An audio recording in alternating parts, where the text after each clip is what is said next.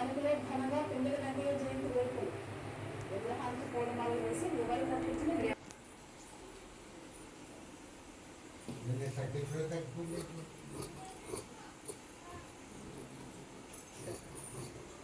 Hi అండి, good evening. ఎలా ఉన్నారు? బాగున్నారా?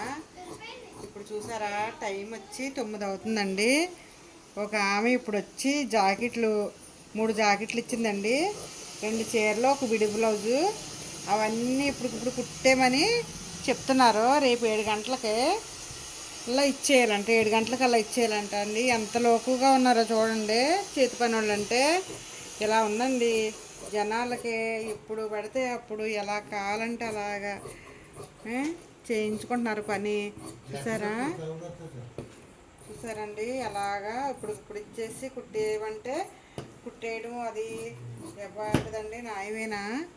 అయినా మరి ఏం చేస్తామండి, మనం చేతి పని ఒప్పుకున్నాక కంపల్సరీ మనం చేసి ఇవ్వాలండి. చేసి ఇచ్చినప్పుడే నిజమైన హ్యాపీనెస్.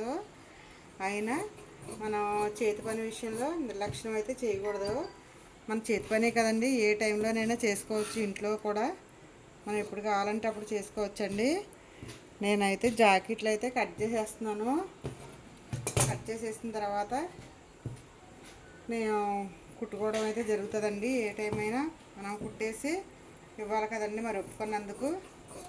సరేనా? మరి నేనైతే జాకెట్లు అయితే కటింగ్ అయితే అయిపోయినాయండి.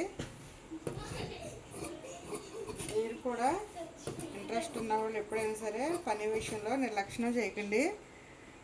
మనం కుట్టేసుకుంటేనే మన పని ఎప్పుడు పని అప్పుడు అయిపోద్దండి. ఎప్పుడైనా సరే అలా ఇచ్చినట్టు మనం కుట్టేసుకుంటే ఈజీగా ఉంటుందండి వర్క్ కూడాను. సరేనా? మరి మీకు వీడియో నచ్చినట్లయితే లైక్ చేయండి, షేర్ చేయండి, కామెంట్ రూపంలో తెలియజేయండి. సబ్స్క్రైబ్ మాత్రం మర్చిపోవద్దు. మీ మిషన్ టీచర్ దుర్గా భవాని.